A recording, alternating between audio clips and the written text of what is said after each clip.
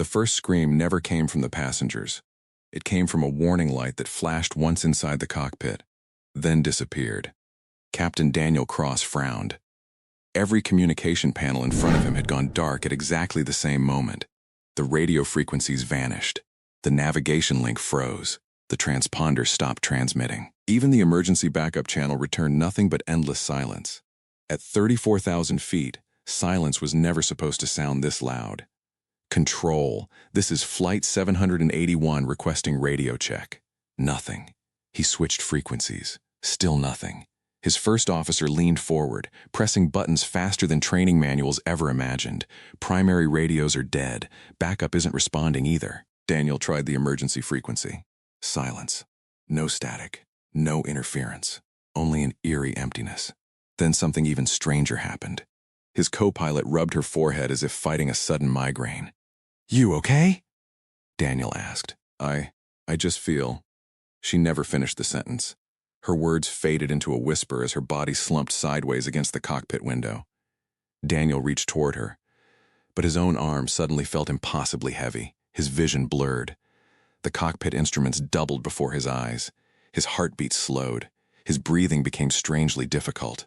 No, not now. He grabbed the oxygen mask, but his fingers no longer obeyed him. Seconds later, both pilots were unconscious. The massive passenger jet continued slicing through the clouds, carrying 176 people across the sky with nobody actually flying it. Inside the cabin, everything still looked perfectly normal. Parents watched movies with their children. A businessman laughed quietly during a video call. An elderly couple shared a sandwich. Nobody realized the two people responsible for their lives had already collapsed. The aircraft kept moving forward under autopilot, drifting silently across open skies while air traffic controllers desperately searched for an airplane that had simply disappeared. No radio, no transponder, no answers.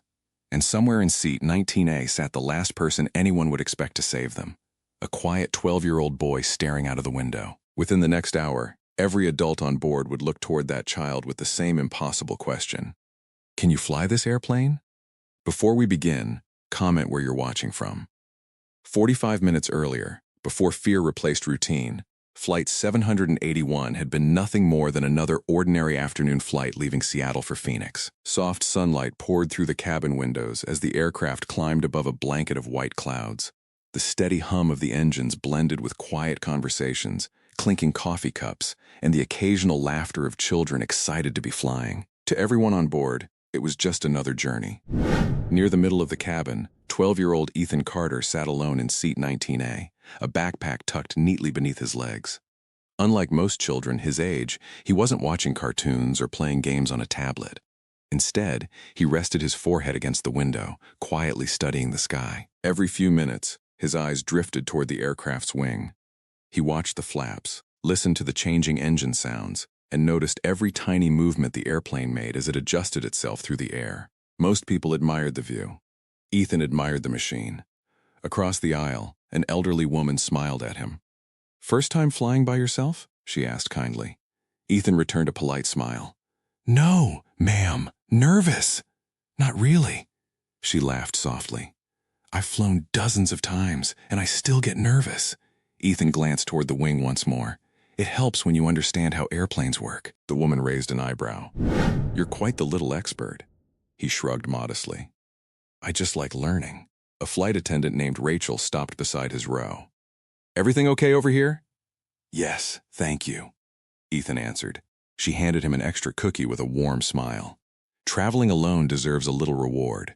"Thanks." Rachel continued down the aisle, greeting passengers by name whenever she could. The atmosphere inside the cabin felt warm, friendly, almost peaceful. A young father helped his daughter color pictures of airplanes. Two college students argued over which city had the best pizza. A retired firefighter dozed with a baseball cap pulled over his eyes. Life continued in dozens of tiny, ordinary moments. Yet Ethan couldn't ignore a strange feeling. He glanced at the digital clock on his watch. The flight should have made another slight course correction by now.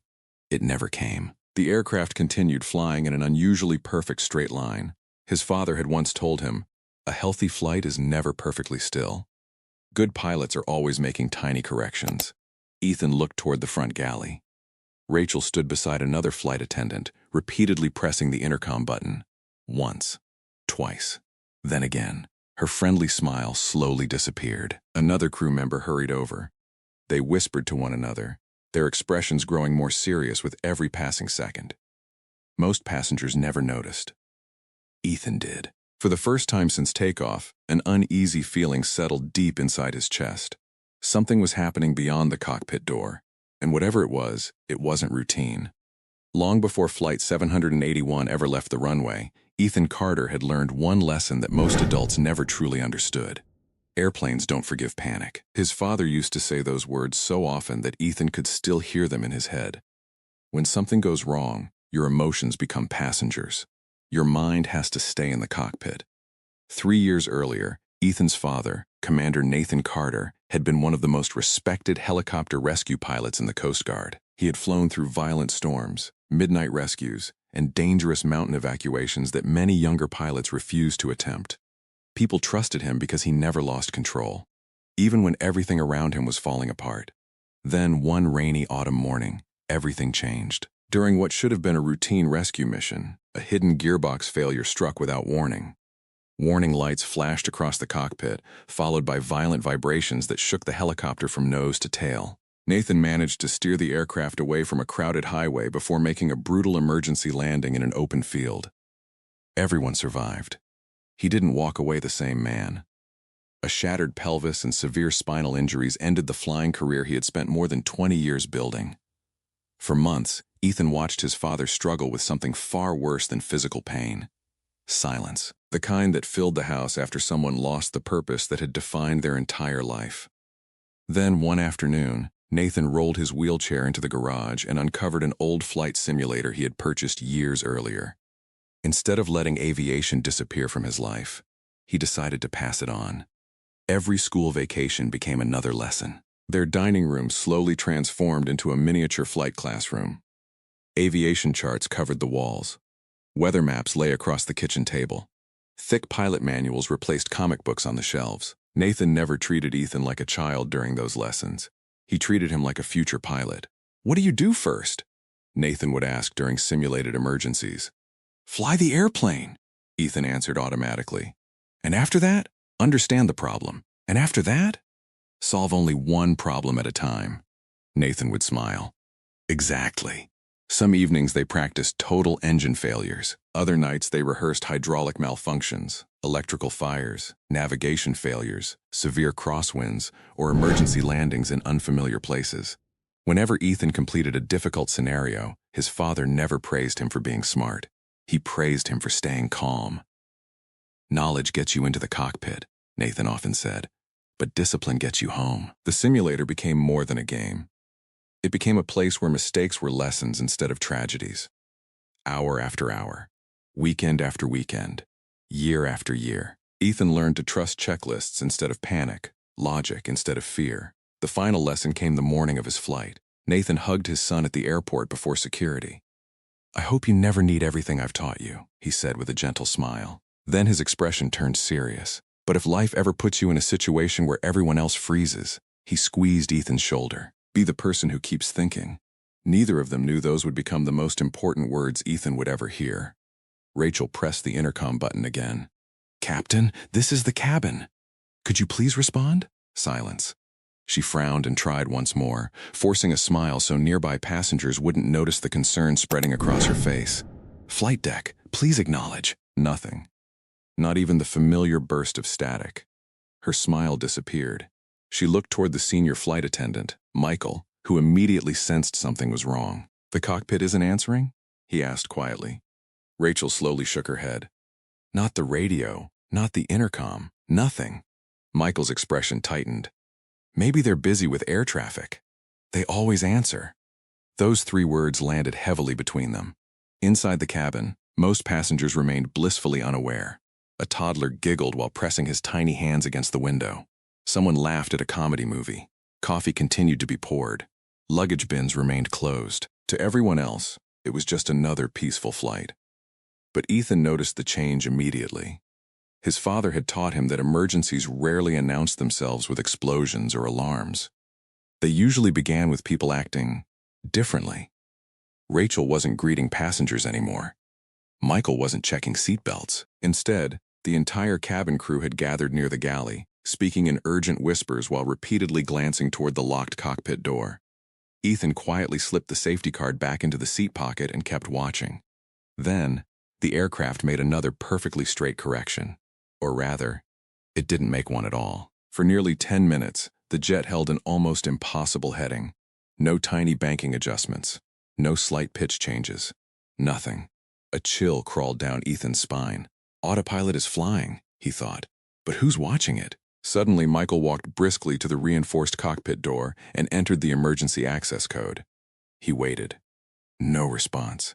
He knocked harder. Captain? First officer? Still nothing. His breathing grew heavier. Using the emergency override, he slowly unlocked the cockpit door. Only a narrow crack. He looked inside. His face instantly lost every trace of color. He slammed the door shut behind him and leaned against the wall as if his knees had forgotten how to work. Rachel rushed over. What happened? Michael stared at her for several terrifying seconds before answering. They're both down. Rachel blinked. What? The captain, the first officer. His voice barely escaped his throat. They're unconscious. The words hit like a shockwave. For a brief moment, neither attendant moved. Then years of training took over. Michael grabbed the cabin phone. Dead. He tried the emergency handset. Nothing. Every communication system had failed. There would be no instructions, no help from the ground, no voice guiding them through what came next. Taking a deep breath, Michael stepped into the aisle and raised his voice just enough to be heard. Ladies and gentlemen, I need everyone's attention. The conversation stopped. Movie screens were paused. Dozens of eyes turned toward him. We're experiencing a serious situation in the cockpit. The cabin instantly became silent. Michael swallowed hard before asking the question he never imagined would leave his lips. Is there anyone on board with experience flying a commercial aircraft? Not a single hand went up. The silence became unbearable. Then, from halfway down the aisle, a calm young voice broke through the fear. I think I can help. Every head in the cabin turned toward the same person. 12-year-old Ethan Carter slowly stood from seat 19A. For a moment, nobody reacted. Then the cabin erupted, not with shouting, but with disbelief. A man in the front row let out a nervous laugh. Did that kid just say he can fly the plane? Several passengers turned toward Ethan. Some looked confused. Others looked horrified. A young mother instinctively pulled her daughter closer, while an elderly gentleman slowly removed his glasses as if he had heard something impossible. Michael forced a polite smile. Son, I appreciate your courage, but this isn't the time. Ethan didn't move. I'm serious. You've flown before? I've never flown a real airplane. A wave of uneasy murmurs spread through the cabin. Michael sighed. Then you understand why I can't. But I've practiced emergencies for years. The flight attendant paused. My father trained military rescue pilots. After his accident, he spent almost every day teaching me commercial flight systems. I've completed hundreds of simulator sessions. Engine failures, hydraulic failures, electrical failures, pilot incapacitation, total communication loss. No one spoke. Ethan continued calmly. If both pilots are unconscious and every communication system is offline, the aircraft is still being flown by autopilot. But autopilot can't decide where to land if something else goes wrong. The confidence in his voice didn't sound like a child pretending. It sounded like someone remembering a checklist. From seat 6C, an older man slowly stood. My name is Robert Hayes. His voice carried the quiet authority of someone used to making difficult decisions. I flew cargo planes for several years, decades ago. Every eye turned toward him. I've never flown an aircraft this size, Robert admitted, but everything the boy just said is correct. The cabin fell silent again. Robert looked directly at Ethan. Who taught you? My dad. Military? Ethan nodded. Robert studied him for a long moment. Then he looked at Michael. I think we should at least hear him out. Minutes later, the cockpit door opened once again. The sight inside stole the breath from everyone standing there. Captain Daniel Cross sat motionless in his seat, his skin unnaturally pale. The first officer had collapsed against her side window, barely breathing. Neither responded when Michael called their names. Neither opened their eyes. A faint, bitter smell lingered in the cockpit air. Ethan stepped forward slowly. He wasn't looking at the controls. He was watching the pilots. Then his eyes stopped on a small air quality indicator near the overhead panel. His heartbeat quickened. "There," he whispered. Robert followed his gaze. "What is it?" "The cockpit ventilation." Ethan stepped closer. "The carbon monoxide level is rising." Michael stared at him. "You can tell that?" "My father showed me this warning during a simulator exercise." Without hesitation, Ethan reached above the captain's seat, switched the cockpit ventilation to the emergency fresh air intake, and grabbed 2 oxygen masks. "Help me." Michael and Robert carefully lifted the unconscious pilots just enough for Ethan to secure the masks over their faces. Within moments, the captain's breathing became steadier. Color slowly returned to the first officer's cheeks. "They're alive," Robert whispered. Ethan nodded. "But they won't wake up in time." The enormous aircraft continued racing through the sky. No radio, no guidance, no conscious pilots. Ethan looked at the captain's empty seat. Then he took a slow breath. "I have to fly this airplane." The cockpit became completely silent as every adult stared at the 12-year-old, and finally realized he was their only chance. No one spoke. The cockpit, once commanded by 2 experienced airline pilots, now felt strangely unfamiliar. The warning lights glowed softly across the instrument panel, while the steady hum of the engines reminded everyone that the aircraft was still hurtling through the sky at nearly 500 miles an hour. Ethan stood in front of the captain's seat, staring at it. Just minutes ago, it had belonged to a veteran pilot with thousands of flight hours. Now every pair of eyes in the cockpit was fixed on a 12-year-old boy. Michael broke the silence first. "If you sit there," he said carefully, "there's no turning back." Ethan swallowed hard. "I know." For the first time since leaving his seat in the cabin, fear crept into his face. His hands trembled ever so slightly. He wasn't afraid of the controls. He was afraid of making one mistake. One wrong decision could cost 176 lives. He closed his eyes for a brief second. Then he remembered his father's voice. "Don't chase perfection. Chase the next correct decision." Ethan opened his eyes. The fear was still there, but it no longer controlled him. "Help me move the captain." Together, Michael and Robert carefully lifted Captain Cross into the jump seat behind them, securing his harness before checking his oxygen mask one more time. The captain remained unconscious. Ethan climbed into the left seat. It felt enormous. He adjusted it forward, higher, forward again. Finally, his feet reached the rudder pedals. His fingers wrapped around the control column. It was heavier than every simulator he had ever flown. Real. Cold. Alive. He slowly scanned every instrument exactly as his father had taught him. Artificial horizon. Altitude. Airspeed. Engine indications. Fuel quantity. Everything appeared stable. "Autopilot is still holding our heading," Ethan said calmly. Robert nodded. "What do you need?" "I need another set of eyes." "I'm with you." "Only read the instruments. Don't touch anything unless I ask. You have my word." Ethan took a deep breath and pressed the autopilot disconnect button. A sharp warning chime echoed through the cockpit. The control column immediately pushed gently against his hands. The airplane wanted to drift left. He applied light pressure, then a little right rudder. The massive jet answered smoothly. Robert stared in amazement. "You corrected that instantly. I've practiced this." But inside, Ethan knew something was different. A simulator never carried real people.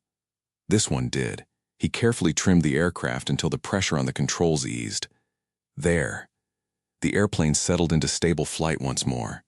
Outside the windshield, endless clouds stretched toward the horizon. Without working radios or navigation systems, they were effectively alone in the sky. Ethan looked through the cockpit glass, searching the landscape below. "We need to know exactly where we are."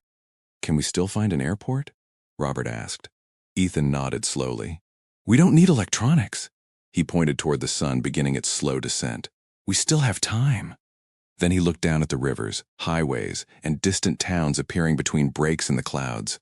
"My dad always said, when technology disappears," a determined smile crossed his face. "The world itself becomes your map." With steady hands on the controls, Ethan gently lowered the aircraft's nose, beginning a controlled descent toward the unknown. guided only by his training, his instincts, and the hope that somewhere ahead was a runway waiting to save them all. The nose of Flight 781 cut steadily through the afternoon sky as the aircraft descended below the cloud layer. For the first time since Ethan had taken control, the ground was no longer an abstract patchwork of colors. It was real. Highways stretched like ribbons across the landscape, rivers reflected the fading sunlight, and distant towns appeared one after another beneath the wings. Ethan's eyes never stopped moving. Outside. Inside. Outside again. His father had drilled one habit into him more than any other. A pilot who stares at one thing stops flying the airplane. Robert sat beside him, reading instruments exactly as instructed. Altitude, 15,000 feet. Airspeed, 285 knots. Everything stable. Ethan nodded but didn't answer. His mind was racing through possibilities. Without radio communication, nobody knew what they intended to do. Every airport ahead could have traffic crossing the runway. Every controller might assume Flight 781 had disappeared completely. Then something caught his eye. A bright flash in the distance. Another. Then two tiny gray shapes appeared against the blue sky, closing the distance with incredible speed. Robert leaned forward. "Do you see that?" Ethan's heartbeat quickened. "I do." Within seconds, the shapes became unmistakable. Two military fighter jets. They approached from opposite sides with perfect precision before slowing to match the airliner's speed. The lead fighter edged closer until Ethan could clearly see the pilot through the canopy. For one tense moment, neither aircraft moved. Then Ethan remembered another lesson. If you lose every radio, your wings become your voice. He gently rolled Flight 781 from side to side. Once. Twice. The universal distress signal. The fighter pilot watched carefully. Then he answered. His aircraft rocked its wings in exactly the same way. Robert released a breath he hadn't realized he was holding. They understand. The lead fighter pilot pointed firmly toward the southwest before giving a clear thumbs up. "They're directing us," Ethan said. "They've cleared a path." Relief spread through the cockpit, but it lasted only seconds. Dark storm clouds were building directly beyond the mountains ahead. Lightning flickered inside them. The escort fighters suddenly climbed higher, signaling Ethan to alter course around the worst of the weather. A violent gust struck the Boeing. The aircraft lurched sharply to the right. Warning chimes echoed across the cockpit. Robert grabbed his seat. "Ethan, I've got it." The control column fought back with surprising force as another burst of turbulence slammed into the aircraft. Coffee carts rattled violently in the cabin. Overhead bins shook. Several passengers cried out. A little girl buried her face in her mother's shoulder while Michael calmly moved through the aisle, encouraging everyone to keep their seatbelts fastened. Outside, another flash of lightning illuminated the cockpit. The fighter jets disappeared briefly into the dark clouds ahead. For the first time since taking control, Ethan couldn't see the path they wanted him to follow. His breathing slowed. His grip tightened. He wasn't just flying an airplane anymore. He was flying 176 frightened souls through a sky that suddenly seemed determined to test every lesson his father had ever taught him. And the hardest part was still waiting ahead. The storm finally fell behind them. Ahead, a narrow strip of concrete emerged between the fading sunlight and the sprawling city below. The runway. For the first time since entering the cockpit, Ethan allowed himself to believe they might actually survive. But believing wasn't enough. They still had to land. The escort fighters peeled away, leaving Flight 781 alone for the final approach. Their mission was complete. Now every decision belonged to Ethan. He glanced across the instrument panel. "Landing gear next," he whispered, almost hearing his father's voice finishing the sentence. "Never rush the airplane. Let the airplane come to you." Robert sat perfectly still beside him. Altitude, 5,000 feet. Airspeed, 190 knots. The runway is straight ahead. Ethan gently lowered the landing gear. A deep mechanical rumble echoed beneath the cockpit floor. 3 green lights illuminated. "Gear locked," Robert confirmed. "Good." Ethan lowered the first stage of flaps. The aircraft slowed. Another notch, then another. The massive jet became steadier, floating rather than racing through the air. Behind the cockpit door, silence had taken over the cabin. Nobody cried anymore. Nobody whispered. Parents held their children tightly. Couples clasped each other's hands. Some passengers closed their eyes in prayer. Others stared through the windows, watching the runway grow larger with every passing second. Even Michael stopped speaking. Every soul aboard understood that nothing they could do now would change the outcome. Everything depended on the boy in the captain's seat. 1,000 feet, Robert announced. You're perfectly lined up. Ethan barely blinked. His eyes moved between the runway, the airspeed indicator, and the horizon. Then, a sudden crosswind slammed into the aircraft. The right wing dipped violently. Warning alarms chimed. The nose drifted away from the runway centerline. Robert grabbed the armrest. We're drifting. I know. Ethan didn't panic.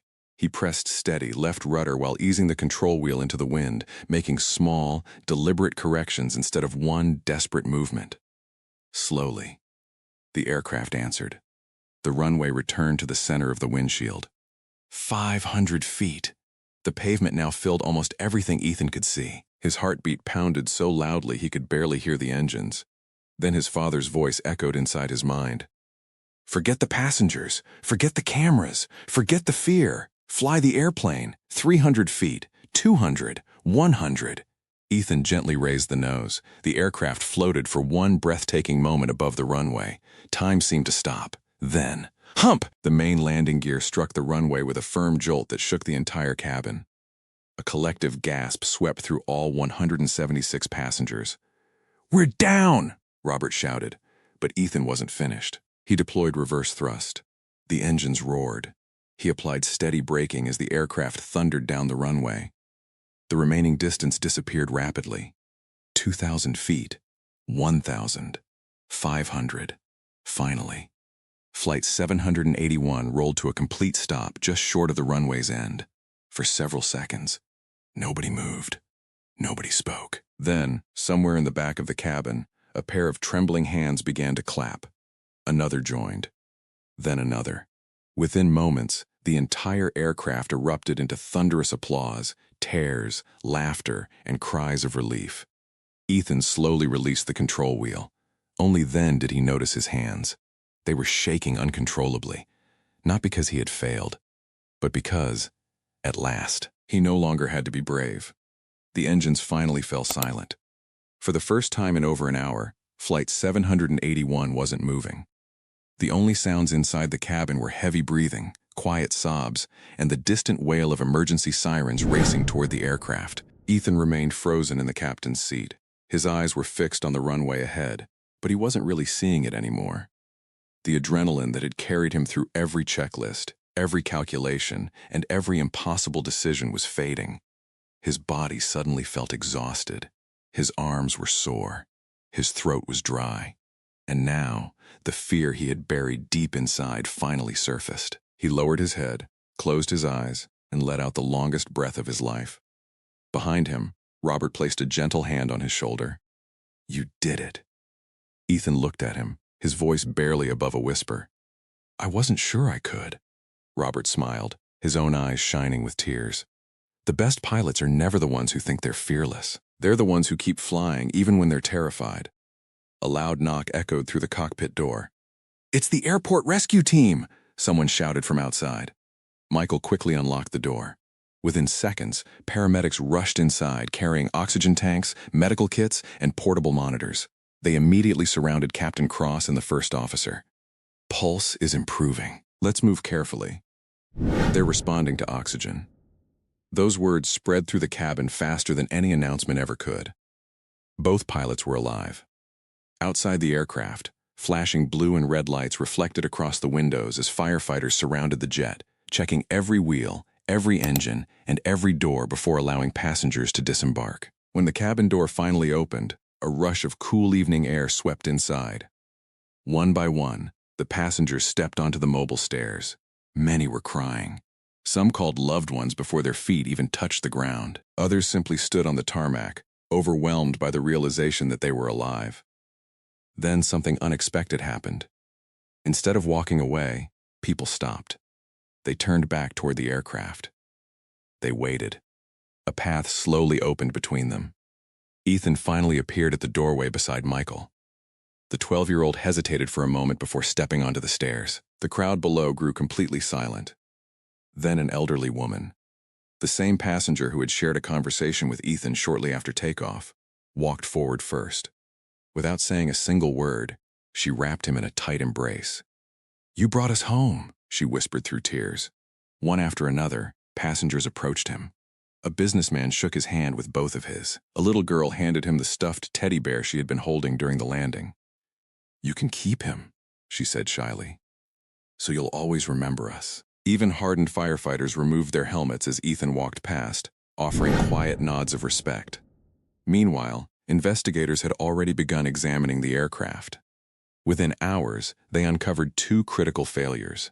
A damaged ventilation valve had allowed dangerous carbon monoxide to slowly enter the cockpit, silently incapacitating both pilots. At nearly the same time, a malfunction inside the communication control unit had disabled every radio and transponder, leaving the aircraft isolated from the outside world. Separately, either problem would have been manageable. Together, they had nearly created one of the worst aviation disasters in decades.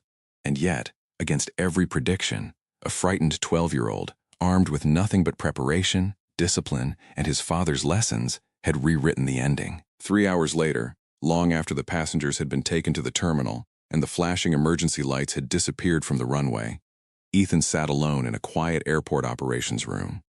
A cup of hot chocolate rested untouched on the table in front of him. For the first time that day, the room was completely silent. The door slowly opened. His father, Nathan Carter, rolled inside in his wheelchair. Neither of them spoke. They simply looked at each other. Then Ethan stood up and rushed across the room. Nathan wrapped both arms around his son, holding him tighter than he ever had before.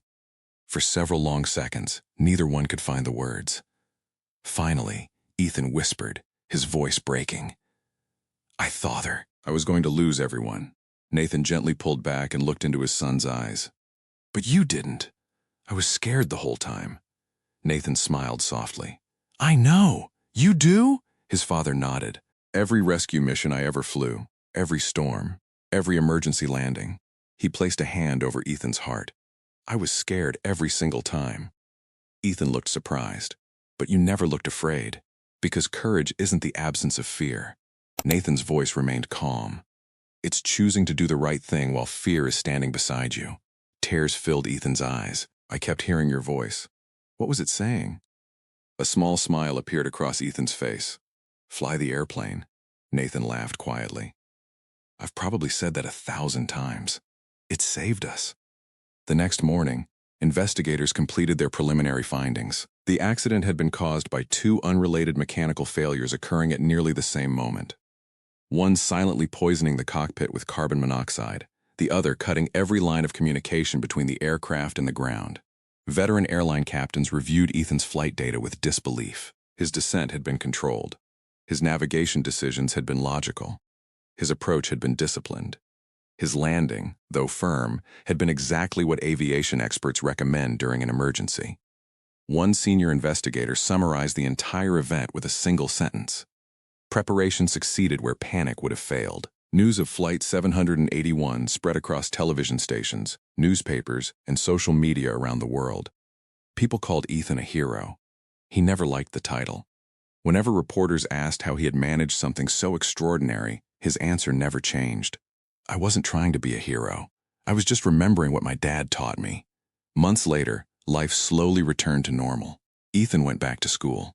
His classmates asked for photos. Teachers congratulated him. Passengers from Flight 781 mailed handwritten letters, family pictures, and holiday cards, thanking him for giving them another chance to watch their children grow up, celebrate birthdays, and return home to the people they loved. Nathan kept every single letter in a small wooden box beside his simulator. Sometimes, on quiet evenings, father and son still sat together in front of that old cockpit setup. Not because they expected another impossible day, but because they both understood something the world often forgets. Great moments are not created in the middle of a crisis. They are built long before the crisis ever begins, through patience, preparation, discipline, and the quiet determination to keep learning when nobody is watching. And perhaps that's the greatest lesson Flight 781 ever gave the world. You never know when ordinary preparation will be called upon to accomplish the extraordinary. If this story inspired you, don't forget to like, subscribe, and share it with someone who believes courage can come from the most unexpected places. Because sometimes, the smallest hands carry the greatest responsibility.